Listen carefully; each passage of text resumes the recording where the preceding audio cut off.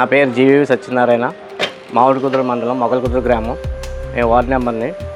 మనకి రాజోలు తాలూకాకు సంబంధించి area hospital సుమారు 100 గ్రామాల ప్రజలకు అందుబాటులో ఉంది. అక్కడ అన్ని రకాల సౌకర్యాలు సమకూర్చడం కూడా జరిగింది. దానివల్ల గతంలో మా గ్రామం నుంచి చుట్టుపక్కల గ్రామాల నుంచి ఎంతోమంది అక్కడ డెలివరీలు చేయడం జరిగింది. అది నార్మల్ డెలివరీలైనా ఆపరేషన్ అయినా ఎంతో సీనియర్ డాక్టర్లు ఉండడం వల్ల చాలామంది పేద ప్రజలకు ఉపయోగకరంగా ఖర్చు లేకుండా చేసుకోవడం జరిగింది. అలాగే ఏదైనా యాక్సిడెంట్ జరిగినప్పుడు కానీ లేదా ఇంకోటి ఏదో అవసరం వచ్చినప్పుడు కానీ అర్జెంటుగా హాస్పిటల్కి వెళ్తే అక్కడ ఆర్థోపెడిక్ ఎనర్జీ అందుబాటులో ఉండడం వల్ల వాళ్ళందరికీ కూడా సరైన వైద్యం అంది తక్కువ ఖర్చుతో ఖర్చు లేకుండా బయటకు వచ్చేవారు. ఇప్పుడున్న ప్రజెంట్లో అన్ని సౌకర్యాలు ఉండి కూడా మనం సరైన డాక్టర్లు లేకపోవడం వల్ల గైనకాలజిస్టు, ఆర్థోపెడిక్, ఎనస్థీషియా డాక్టర్ లేకపోవడం వల్ల చుట్టుపక్కల గ్రామాలు పేద ప్రజలు చాలా ఇబ్బందులు గురవుతున్నారు. అది మొన్న మా గ్రామంలో ఒక యాక్సిడెంట్ జరిగితే హాస్పిటల్ తీసుకెళ్ళి అక్కడ ప్రాథమిక చికిత్స చేసి ప్రైవేట్ హాస్పిటల్కి వెళ్ళే పరిస్థితి వచ్చింది. కాబట్టి అక్కడ హాస్పిటల్లో సరైన డాక్టర్లను అందరినీ కూడా అందుబాటులో ఉంచగలిగితే హాస్పిటల్ పేద ప్రజలకు ఎంతో ఉపయోగపడుతుందని తెలియజేస్తున్నాము. దీనికి మన ఆరోగ్య శాఖ మంత్రి గారికి, అలాగే మన విద్యాశాఖ మంత్రి లోకేష్ గారిని, అలాగే ఉప ముఖ్యమంత్రి పవన్ కళ్యాణ్ గారిని, అలాగే రాజోలు ఎమ్మెల్యే గారు దేవర ప్రసాద్ గారిని అక్కడ డాక్టర్లని అందుబాటులో ఉండేలాగా చేస్తే ఈ హాస్పిటల్ మరింత అభివృద్ధి చెంది పేద ప్రజలందరికీ కూడా ఉపయోగకరంగా ఉంటుందని తెలియజేస్తూ. నమస్తే అండి, నా పేరు సుందర బ్రహ్మయ్య. మాది రాజోలు నియోజకవర్గం. రాజోలు నియోజకవర్గంలో ఏరియా ఆసుపత్రి కలదు. 50 పడకల ఆసుపత్రి. సుమారు 100 గ్రామాల నుంచి ఆ హాస్పిటల్కి ప్రజలు వస్తుంటారు. కానీ ఈ హాస్పిటల్ అన్ని వసతులు ఉన్నాయి. కానీ గైనకాలజిస్టు, మత్తు డాక్టరు, శస్త్రచికిత్స డాక్టరు కానీ లేరు. కానీ నిరుపేద కుటుంబాలు అర్ధరాత్రి సమయంలో గర్భిణీ స్త్రీలు వచ్చేటప్పటికి ఆసుపత్రిలో వైద్యులు, గైనకాలజిస్టు, మత్తు డాక్టర్లు లేకపోవడం వల్ల దూర ప్రాంతాలకి పంపిస్తున్నారు. ప్రైవేట్ హాస్పిటల్ పంపడం వల్ల లక్షలాది రూపాయలు ఖర్చు ఇవ్వాల్సి వస్తుంది. అందుకోసం చిన్న కుటుంబాల వారు చాలా ఇబ్బంది పడుతున్నారు. నిరుపేద కుటుంబాల వారు సరైన వైద్యం లేక నానా ఇబ్బందులు పడుతున్నారు. కావున మన ఈ హాస్పిటల్కి గైనకాలజిస్ట్ని, మత్తు డాక్టర్ని, శస్త్రచికిత్స చేసే డాక్టర్ని కల్పించాలని చెప్పేసి మన గౌరవ శాసనసభ్యులు కూడా దేవర ప్రసాద్ గారు కూడా విపరీతంగా ట్రై చేస్తున్నారు. కానీ ఏ విధంగానూ కూడా అవకాశం వీలు పట్టలేదు.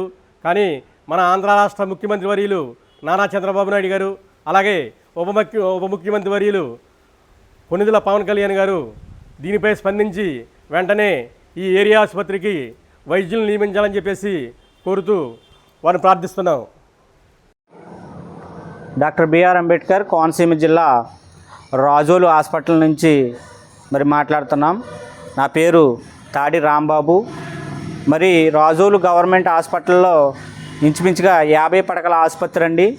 ఈ హాస్పిటల్లో సౌకర్యాలు కార్పొరేట్ హాస్పిటల్ని మించి సౌకర్యాలు ఈ హాస్పిటల్లో ఉన్నాయి. కానీ దురదృష్టం ఏంటంటే ఈ హాస్పిటల్లో డాక్టర్లు ఎవరు కూడా లేరు. మరీ ముఖ్యంగా మత్తు డాక్టర్ కానీ, ఆర్థోపెడిక్ డాక్టర్ కానీ, గైనకాలజిస్ట్ కానీ ఈ హాస్పిటల్లో లేవు. పేద ప్రజలమైన మేము ఈ హాస్పిటల్కి వచ్చి వైద్యం చేయించుకోవాలంటే డాక్టర్లు అందుబాటులో లేరు. దీనివల్ల పేద ప్రజలమైన మేము చాలా నష్టపోతున్నాం. ఎందుకంటే మొన్న మా ఇంట్లో డెలివరీ కోసం రాజోలు హాస్పిటల్కి తీసుకెళ్తే అక్కడ గైనకాలజిస్ట్ లేకపోవడంతో మళ్ళీ మేము అమలాపురం తీసుకెళ్ళి అమలాపురం ప్రైవేట్ హాస్పిటల్లో జాయిన్ చేయడం జరిగింది. అక్కడ ఇంచుమించుగా 70-80 వేలు తీసుకోవడం జరిగింది. పేద ప్రజలమైన మేము మాకు మంచి గైనకాలజిస్టు రాజోలు హాస్పిటల్లో ఉంటే ఫ్రీగా మేము వైద్యం పొందే అవకాశం ఉంటుంది. అలాగే రోడ్డు మీద యాక్సిడెంట్లు అయినా కానీ ఎముకలు ఇరిగిపోయినప్పుడు ఆర్థోపెడిక్ అవసరం ఉంటుంది.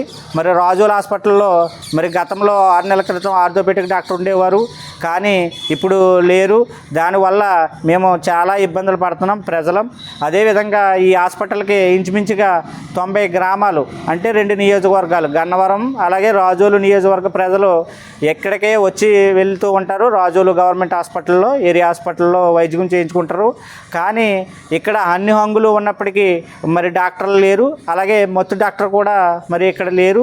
మరి నాయుడు గారు అలాగే డీసీఎం పవన్ కళ్యాణ్ గారు మరి గవర్నమెంట్ హాస్పిటల్ మీద దృష్టి పెట్టి మరి ఇక్కడ మరి డాక్టర్లనే మరి అందుబాటులోకి తీసుకురావాల్సిందిగా కోరడం జరుగుతుంది. నమస్తే అండి, నేను సిహెచ్సి రాజోలు సూపరింటెండెంట్ ఇన్ఛార్జ్ సూపరింటెండెంట్గా మాట్లాడుతున్నానండి. అయితే మనకి ఈ హాస్పిటల్లో ఉన్న ప్రాబ్లమ్స్ ఏంటి అని అడిగారు. అట్ ప్రజెంట్కి అయితే మనకి గైనకాలజిస్ట్ పోస్ట్ ఖాళీగా ఉంది. నార్మల్ డెలివరీలు అయితే చేస్తున్నామండి, కానీ ఎల్ఎస్సిఎస్ అంటే ఆపరేషన్లు ఏమన్నా పడితే లేదా ఎమర్జెన్సీ కేసులు ఏమన్నా వస్తే మనం డీల్ చేయడానికి కొంచెం అమలాపురం ఏరియా హాస్పిటల్కి పంపించాల్సి వస్తుంది. సో గైనకాలజిస్ట్ పోస్ట్ వేకెంట్గా ఉండడం వల్ల కొంచెం డెలివరీలకు ఇబ్బంది అవుతుంది. సో ఆ గైనకాలజిస్ట్ పోస్ట్ కొంచెం ఫిల్ చేస్తే కొంచెం బెటర్గా ఉంటుంది. అండ్ ఎనస్థిస్ట్ కూడా మన దగ్గర ఒక పోస్ట్ ఎనస్థిస్ట్ ఉన్నారు, కానీ ఆవిడ కొంచెం మెటర్నిటీ లీవ్లో వెళ్ళారు. సో 6 months వరకు కూడా ఆవిడ సేవలు అనేవి మనకి అందడం అనేది జరగదు. సో ఈ 6 months కూడా ఎనస్థిస్ట్ కూడా ఉంటే కనుక ఇంకొంచెం బెటర్గా అంటే గైనకాలజిస్ట్తో పాటు ఎనస్థిస్ట్ ఉంటే మనకి వేరే ఇబ్బంది ఏం లేకుండా ఉంటుందండి. అండ్ ఓవరాల్గా జిల్లాలో మనకి ఆర్థోపెడిక్స్ డాక్టర్ గారు కూడా లేదా ఆర్థోపెడిక్స్ తక్కువ ఉండడం వల్ల సదరన్ క్యాంపులకి వాటికి మా హాస్పిటల్ నుంచే ఎముకల డాక్టర్ గారిని కూడా వేస్తున్నారు. దానివల్ల ఆయన అవైలబిలిటీ అనేది శనివారం సోమవారం ఉంటుంది. మిగిలిన రోజుల్లో కొంచెం ఆయన క్యాంపులకు వెళ్ళడం వల్ల గత కొద్ది రోజులుగా అయితే కుదరట్లేదు. అది క్యాంపులు అయిపోయిన వెంటనే ఆయన వారం పాటు ఉంటారు కాబట్టి అది కూడా ఇబ్బంది ఏమి ఉండదు. కానీ ఈ లోపల ఏమన్నా ఇష్యూ ఉంటే కనుక కొంచెం అదొకటి చూసుకోవాల్సిందిగా కోరుకుంటున్నానండి.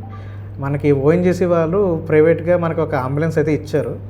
దానికి వేరేగా డ్రైవర్ పోస్ట్ అనేది ఏం లేదండి. పేషెంట్ని మనం ఇక్కడ నుంచి అయితే 108 లేదా 104 వెహికల్స్ ద్వారా పంపిస్తున్నాము.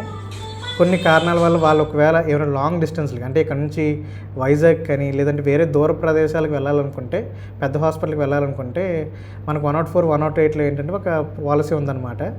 ఒక సిస్టమేటిక్గా అంటే ఎయిదర్ అమలాపురం దాకా వెళ్తారు లేదంటే కాకినాడ జీజీహెచ్ దాకా వెళ్తారు. అక్కడ నుంచి మళ్ళీ అంబులెన్స్ చేంజ్ అయ్యి డైరెక్ట్గా వైజాగ్కి వెళ్ళాల్సి ఉంటుంది అనమాట. అక్కడ నుంచి చేంజ్ అయిన తర్వాత అంతేగాని రాజోల్ నుంచి డైరెక్ట్గా అంబులెన్స్లో పంపించరు.